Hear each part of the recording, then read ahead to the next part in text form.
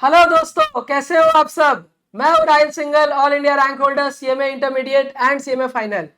And आज हम करने वाले हैं अपने आईसीआई के न्यू केस स्टडी बुकलेट को सॉल्व। तो आज का हमारा टॉपिक है मटेरियल कॉस्टिंग। मटेरियल कॉस्टिंग में आज हम illustration number 1 means case study 1, case study 19 and case study 26, ये तीनों केस स्टडी डिस्कस करेंगे। चलिए let's begin. Mikia Limited is a well-known manufacturer of premium quality wooden furniture specializing in high-end products made from a particular grade of oak wood. Since oak wood is a critical raw material for Mikia's premium furniture line, uninterrupted availability of this material is essential to maintain smooth production and timely order fulfillment.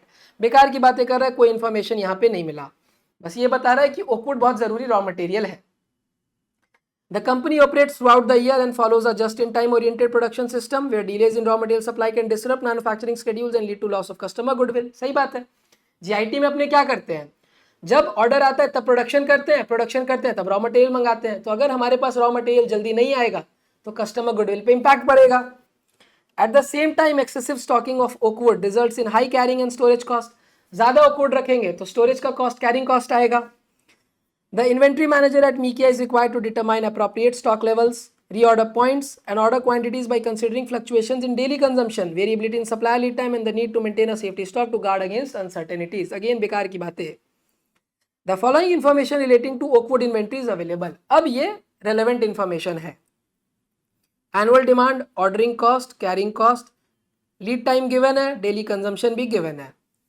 Based on the above data, the inventory manager is required to answer the following MCQs. पहला, reorder level. तो हम reorder level कब set करते हैं, कितना set करते हैं। Reorder level जब हम सेट करते हैं तो हम ये ध्यान में रखते हैं कि सप्लायर कितना समय लगा सकता है गुड्स भेजने में, मैक्सिमम एकदम देख लीजिए। और उसी समय आप प्रोडक्शन वालों से भी पूछ लीजिए कि तुम भैया बता दो मैक्सिमम कितना यूज कर लोगे एक दिन में। उसके हिसाब से हम अपना आरओएल सेट करते हैं। तो आरओएल में मैक्सिमम कंजम्पशन देख लेते हैं कि कितना हो सकता है और मैक्सिमम कितना समय लग सकता है। Maximum consumption into maximum lead time. तो मैक्सिमम कंजम्पशन अपना है 200 यूनिट्स, मैक्सिमम लीड टाइम है 15 डेज। 200 units 15 days. 3000 यूनिट्स। एकदम सिंपल, एकदम क्लियर। जी भैया बिल्कुल। फिर व्हाट इज द रीऑर्डर और economic order quantity for oakwood. EOQ क्या होगा। ईओक्यू का बड़ा इजी सा फॉर्मूला है, √2AO/C। तो एनुअल कंजम्पशन है अपना 50,000, ऑर्डरिंग कॉस्ट है 500, कैरिंग कॉस्ट है 200।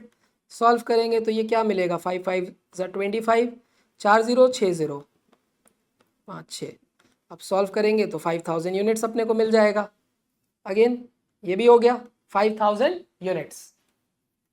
What is the maximum stock level for oakwood. Maximum कितना स्टॉक हो सकता है। अब आप सोचिए, एकदम लॉजिकली समझिएगा। आपने आरओएल पे ऑर्डर प्लेस किया, आप सोचिए मैक्सिमम कब हो सकता है। मैक्सिमम के लिए आरओएल पे मैंने ऑर्डर प्लेस कर दिया, अब मेरा गुड्स कंज्यूम हो रहा है, धीरे धीरे धीरे धीरे कंज्यूम हो रहा है। तो मिनिमम कितना कंज्यूम हो जाएगा देख लीजिए। हो सकता है ना कि उस समय प्रोडक्शन कम हो रहा हो तो मिनिमम कंज्यूम हो रहा हो, मिनिमम कंजम्पशन। और सप्लायर भी क्या कर रहा है, बहुत जल्दी गुड्स भेज दे रहा है, तो सप्लायर भी मिनिमम लीड टाइम में गुड्स भेज दे रहा है। और गुड्स मेरे पास आ गया ईओक्यू। समझ गए। आरओएल पे मैंने ऑर्डर प्लेस किया, गुड्स बहुत कम कंज्यूम हुआ, गुड्स जल्दी भी आ गया, प्लस ईओक्यू। क्यों, क्योंकि हम मैक्सिमम निकाल रहे हैं। तो हम ये देखेंगे कि मैक्सिमम कितना जा सकता है मेरा। तो आरओएल में मेरे पास है 3000 यूनिट्स। मिनिमम कंजम्पशन हमारा हो रहा है 100 यूनिट्स और मिनिमम लीड टाइम है 5 डेज। तो 100 इंटू 5 और ईओक्यू में मैंने 5000 यूनिट्स मंगा लिए। 3000 माइनस 500 प्लस 5000, 7500 यूनिट्स। 7500 यूनिट्स। फिर what is the minimum stock level for oakwood. Minimum stock level कितना हो सकता है। मिनिमम स्टॉक लेवल के लिए हम फॉर्मूला यूज करते हैं ROL minus average consumption into average lead time. भैया एक डाउट है, डाउट ये है कि मिनिमम जब आपने मैक्सिमम जब आपने बताया तो बोला कि आरओएल में से मिनिमम इंटू मिनिमम ले लीजिए। हो सकता है सप्लायर बहुत जल्दी गुड्स भेज दे और प्रोडक्शन भी कम हो रहा हो, लेकिन जब मिनिमम निकाल रहे हैं तो ऐसा नहीं हो सकता है कि सप्लायर बहुत ज्यादा समय लगा दे गुड्स भेजने में और मेरा प्रोडक्शन भी उस समय बहुत ज्यादा हो, तो मैक्सिमम इंटू मैक्सिमम होना चाहिए। बिल्कुल सही बात है, लॉजिकली तो एकदम सही बात है। लेकिन जब आरओएल निकाला था तब भी तो मैक्सिमम इंटू मैक्सिमम ही किया था।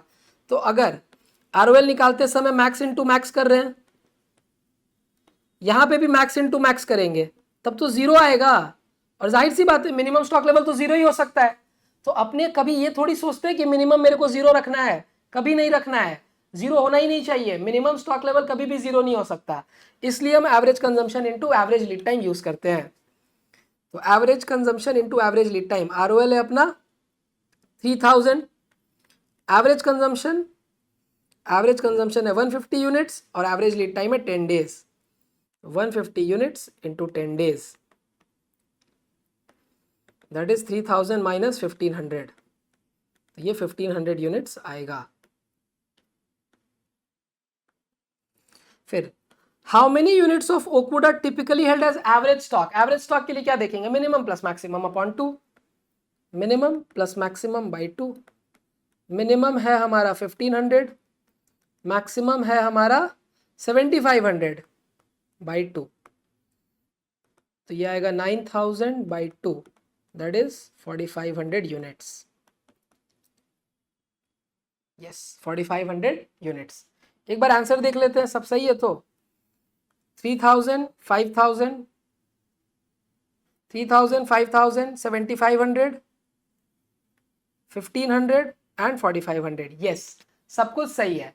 तो केस स्टडी 1 अपना डन, मार्किंग कर लीजिए, केस स्टडी 1 डन। अब नेक्स्ट केस स्टडी पे चलते हैं, that is case study number 19। Case study number 19,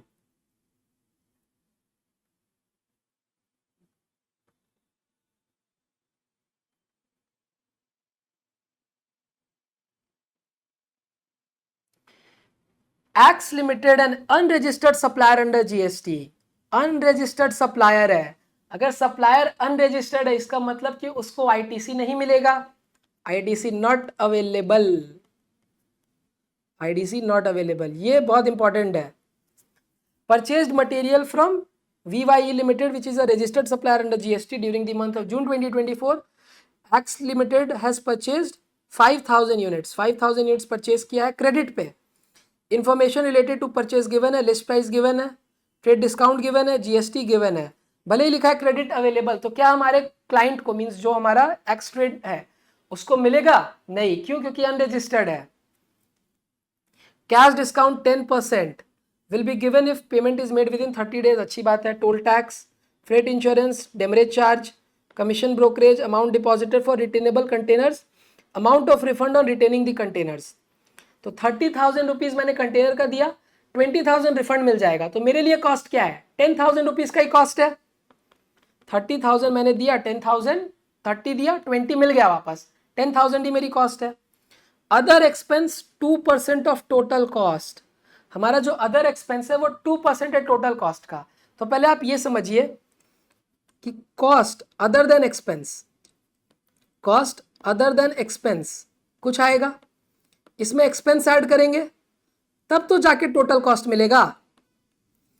cost other than expense, expense भी मेरे लिए कॉस्ट है, तो दोनों को ऐड किया तब तो जाके टोटल कॉस्ट मिला। और हमें बता रहा है कि टोटल कॉस्ट जो है वो 2% है, मींस एक्सपेंस जो है वो टोटल कॉस्ट का 2% है।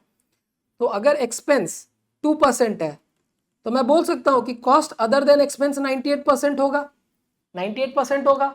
और कॉस्ट अदर देन एक्सपेंस तो मेरे को मिल जाएगा क्योंकि मेरे को सारे कॉस्ट गिवन है। डेमरेज का, डेमरेज तो ऐसे आता नहीं है, टोल टैक्स, फ्रेट इंश्योरेंस, ये सब गिवन है। 20% shortage in material on receipt is expected in considering the nature of raw material. 20% का नॉर्मल लॉस होता ही है। अगर 5000 यूनिट्स आ रहा है तो 20% बर्बाद होगा ही होगा, मेरे पास 4000 ही आएगा। Payment to supplier was made within 21 days of the purchase, मैंने सप्लायर को 21 डेज में पेमेंट भी कर दिया, मतलब मेरे को कैश डिस्काउंट भी मिलेगा क्योंकि 30 डेज के तो पहले कर दिया। If x trader page the supplier with in 30 days of purchase, then what is the total amount of cash discount received from the supplier and how is it treated to calculate material cost? Supplier को 30 days के अंदर अगर मैंने payment कर दिया है तो cash discount कितना मिला और मटेरियल कॉस्ट में उसका क्या ट्रीटमेंट होगा बताना है। एकदम सिंपल है, देखिए लिस्ट प्राइस क्या है भैया? लिस्ट प्राइस है 2,50,000। इसमें से पहले तो ट्रेड डिस्काउंट माइनस करेंगे। Trade discount at the rate कितना होता है हमारा ट्रेड डिस्काउंट? 10%। ये माइनस हो गया 25,000, 2,25,000। तो ये जो 2,25,000 है ये मेरे को सप्लायर को देना है गुड्स का, वैल्यू ऑफ गुड्स, प्लस इसमें ऐड करेंगे जीएसटी। जीएसटी कितना है? 18%। तो 2,25,000 का 18%, 40,500, 18% ये देना है। लेकिन जब कैश डिस्काउंट मिलेगा तो कैश डिस्काउंट किस अमाउंट पे मिलेगा? कैश डिस्काउंट तो आपको सिर्फ वैल्यू ऑफ गुड्स पे मिलेगा ना। जीएसटी पे आप थोड़ी कैश डिस्काउंट ले सकते हो। जीएसटी क्या हमारे जिससे हम गुड्स खरीद रहे हैं उसके जेब में जा रहा है? नहीं, तो सरकार को दे देगा। तो कैश डिस्काउंट कभी भी जीएसटी के ऊपर नहीं मिलता है, वैल्यू ऑफ गुड्स के ऊपर आपको मिलेगा। तो कैश डिस्काउंट आने वाला है 2,25,000 का कितना परसेंट होगा? 10%, दैट इज 22,500। और क्या कैश डिस्काउंट हमारे मटेरियल कॉस्ट में माइनस कर देंगे? नहीं, कैश डिस्काउंट एक फाइनेंशियल नेचर का आइटम है, इसलिए हमारे मटेरियल कॉस्ट कंप्यूटेशन में इसे इग्नोर किया जाता है। तो 25,000 तो वैसे भी नहीं है, 26,550 भी नहीं है, 26,550 भी नहीं है, 22,500 and it will not be deducted from material cost. Yes, 22,500 होगा और इसे मटेरियल कॉस्ट में से डिडक्ट नहीं करेंगे। What will be the amount of other expenses and how it is treated in material cost? Other expense कितना होगा? तो अदर एक्सपेंस निकालने के लिए पहले मेरे को कॉस्ट अदर देन एक्सपेंस निकालना पड़ेगा। एक्सपेंस के अलावा मेरी टोटल कॉस्ट क्या है वो निकालते हैं। तो कॉस्ट अदर देन एक्सपेंस में सबसे पहले तो 2,25,000 आया वैल्यू ऑफ गुड्स, इसमें जीएसटी ऐड किया 40,500, फिर टोल का पैसा ऐड होगा। टोल का पैसा कितना है? टोल का पैसा है 5,000, 5,000 टोल का ऐड हुआ। Then freight and insurance 17,220, freight add हो गया। डेमरेज आएगा नहीं। कमीशन ब्रोकरेज 10,000 आएगा, कमीशन एंड ब्रोकरेज 10,000। और आप नेट कॉस्ट लोगे कंटेनर्स का। कंटेनर का 30,000 दिया, 20,000 रिफंड मिल गया, तो net cost of containers 10,000 add किया। 2,25,000 प्लस 40,500 प्लस 5,000 प्लस 17,220 प्लस 20,000, 307,720। ये है मेरी cost other than expense. Cost other than expense है ये, कॉस्ट अदर देन एक्सपेंस। और जैसा मैंने आप लोगों को समझाया, अदर देन एक्सपेंस का जो भी कॉस्ट है वो टोटल कॉस्ट का 98% है। टोटल कॉस्ट में दो हिस्से हैं, एक कॉस्ट अदर देन एक्सपेंस, एक एक्सपेंस। एक्सपेंस अगर 2% है तो ये बचा हुआ 98% होगा। तो मैं बोल सकता हूं 98% of total cost is equal to 307,720, जो अदर देन एक्सपेंस है। तो टोटल कॉस्ट मेरे को मिल गया 307,720 बाई 98%, 307,720 डिवाइडेड बाई 98%, 3,14,000। तो ये टोटल कॉस्ट है अपना, और टोटल कॉस्ट का 2% एक्सपेंस है। एक्सपेंस इज इक्वल टू 3,14,000 का 2%, 6280, 6280। तो अमाउंट ऑफ अदर एक्सपेंस 6280 और उसे मटेरियल के कॉस्ट में ऐड करेंगे ही। तो बिल्कुल सही बात है, एक्सपेंस है तो कॉस्ट में ऐड होगा ही। What is the amount of GST and how it will be treated in cost sheet? GST का अमाउंट 40,500 है। कैसे ट्रीट करना है? मटेरियल के कॉस्ट में ऐड हो जाएगा। व्हाई? बिकॉज हमारा जो सप्लायर है he is unregistered, he will not be able to claim ITC. 40,500 and it will be added to material cost. What is the total material cost chargeable in cost sheet? Material cost हमने निकाला ही 3,14,000, 3,14,000। Number of good units and cost per unit of materials received. तो मैंने 5,000 units खरीदा, इसकी cost है 3,14,000। इसमें से 20% normal loss हो गया, दैट मीन्स 1,000 यूनिट्स बेकार हो गया। जब नॉर्मल लॉस होता है तो क्या हम कॉस्ट में से कुछ माइनस करते हैं? नहीं। अगर कोई स्क्रैप रियलाइजेशन होता तो माइनस करते हैं, बट कोई स्क्रैप रियलाइजेशन तो है नहीं। That means 4,000 is the cost of, means 3,14,000 is the cost of 4,000 units. यही तो होता है नॉर्मल लॉस के केस में, जो गुड यूनिट्स होते हैं उन्हें भी नॉर्मल लॉस को एब्जॉर्ब करना पड़ता है। तो 4000 यूनिट्स की कॉस्ट है 3,14,000, तो 3,14,000 divided by 4,000 divided by 4,000, 78.5, 4,000 units and 78.5, this is the correct answer. चलिए एक बार टैली कर लेते हैं। 22,500 है, बिल्कुल सही है पहला। फिर सेकंड में 6280, ये भी सही है। थर्ड के केस में 40,500 होना चाहिए, 40,500 है। फोर के केस में ए और सी, फोर के केस में अपना ए और सी आया है, यस, तो ये भी डन है।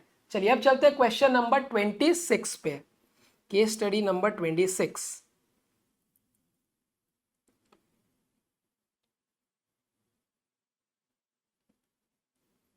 आ गया, ये तो 26। XYZ Engineering Limited is a medium-sized manufacturing company engaged in the production of standard industrial component. The company operates on a continuous production system and follows a well-defined inventory control policy to avoid stockouts and excessive investment in raw materials. सब बेकार की बातें हैं। Finished product requires the use of 3 raw materials A, B, C. Due to fluctuation in market demand and operational constraint, the company's weekly production output varies from 175 units to 225 units with an average production level of 200 units per week. देखिए जब आप question को पहली बार पढ़ेंगे तो हो सकता है आपको लगेगा कि ये रॉ मटेरियल का गिवन है, नहीं, फिनिश यूनिट्स आप कितने बना रहे हो, फिनिश गुड्स आप बना रहे हो 175 एकदम मिनिमम पे, मैक्सिमम 225 और एवरेज है 200, ये मेरा फिनिश गुड्स का गिवन है। तो कोई जरूरी नहीं है ना कि हर यूनिट पे, जैसे एक फिनिश गुड्स पे रॉ मटेरियल कितना यूज हो रहा है ये मेरे को देखना पड़ेगा। To ensure uninterrupted production, the purchase department has established reorder quantities, reorder levels, minimum stock level for each raw material based on past experience and supplier lead time. Delivery period vary depending on supplier location and logistic condition and are expressed in minimum, average, maximum weeks. तो raw material usage per unit आपको usage given है, तो अब आपको minimum usage, maximum usage, average usage निकालना पड़ेगा। तो यहां पे निकाल लेते हैं। मिनिमम प्रोडक्शन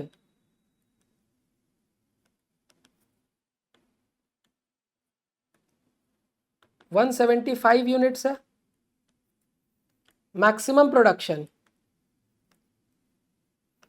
225 यूनिट्स है और एवरेज प्रोडक्शन 200 यूनिट्स है।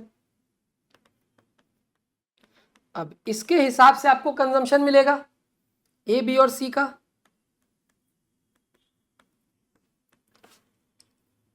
ए, बी एंड सी,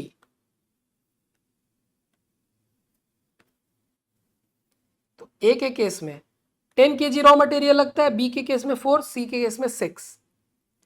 तो अगर आपने 175 यूनिट्स बनाया तो ए 1750 kg लगेगा, बी 4 kg लगता है पर यूनिट, तो 175 इंटू 4 700 kg, और सी मेरा 6 kg लगता है, तो 175 इंटू 6 1050 kg।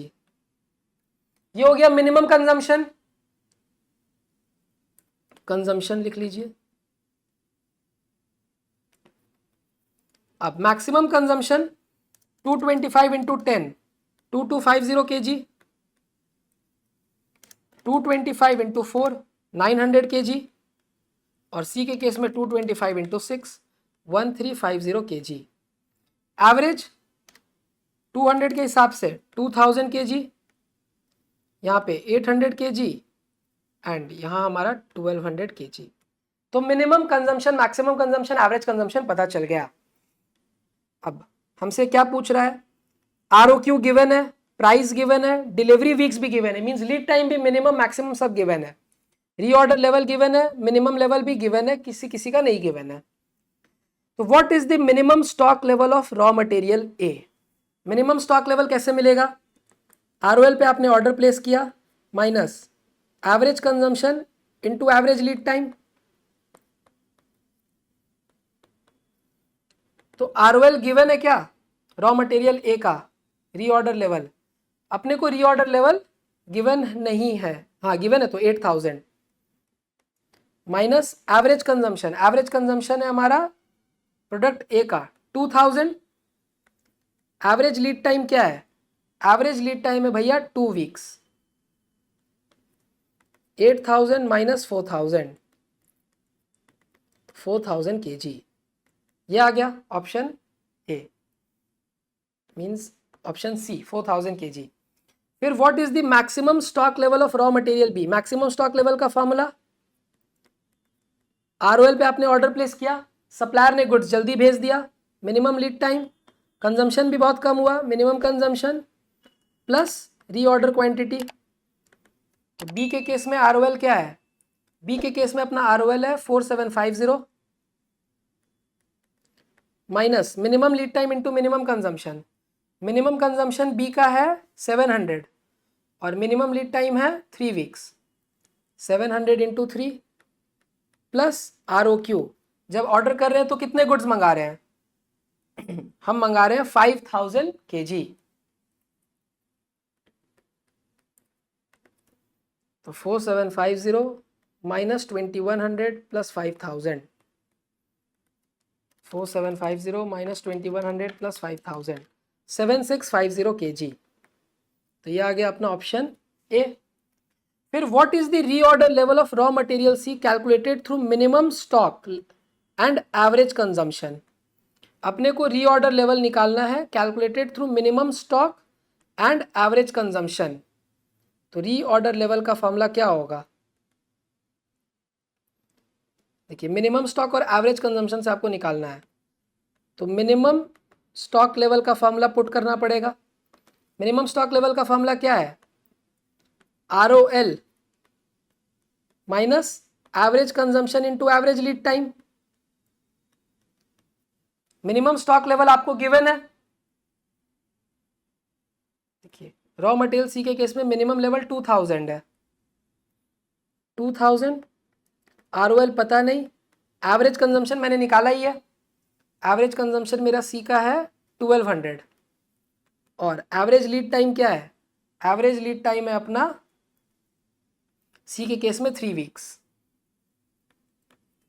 तो 2000 is equal to ROL minus 3600, तो ये 3600 इधर जाएगा प्लस हो जाएगा, ROL is equal to 5600 kg।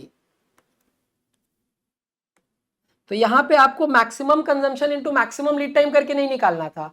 कैसे निकालना था इन्होंने बता दिया कि मिनिमम स्टॉक और एवरेज कंजम्पशन यूज करके निकालना है। तो मिनिमम स्टॉक लेवल का फॉर्मूला यूज कर लेंगे। भैया ये क्लिक कैसे होगा? ये आपको फॉर्मूला देख के ध्यान में रखना होगा ना कि मिनिमम स्टॉक लेवल का जो फॉर्मूला है उसमें एवरेज कंजम्पशन भी है, तो ये वाला फॉर्मूला यूज करना है। What is the maximum stock level of raw material A? Maximum stock level क्या हो सकता है रॉ मटेरियल ए का? Maximum stock level ROL minus minimum consumption into minimum lead time plus ROQ। तो ए के case में ROL अपना क्या है? ए के केस में ROL है 8000, मिनिमम कंजम्पशन ए का मिनिमम कंजम्पशन है 1750, मिनिमम लीड टाइम है 1 वीक्स, 1750 इंटू 1 और रीऑर्डर क्वांटिटी है 8000 kg।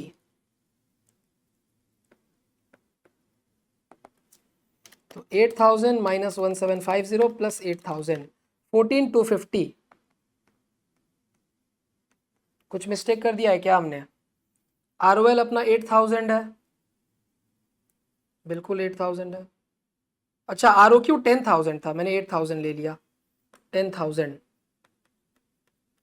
तो ये 16250 kg आएगा। यस, तो this is the correct solution. ये बार मैच कर लेते हैं। 4000 मीन्स CA, पहला का C है, फिर दूसरे का A है, थर्ड का C है, फोर्थ का B है, तो ये भी हमारा करेक्ट है।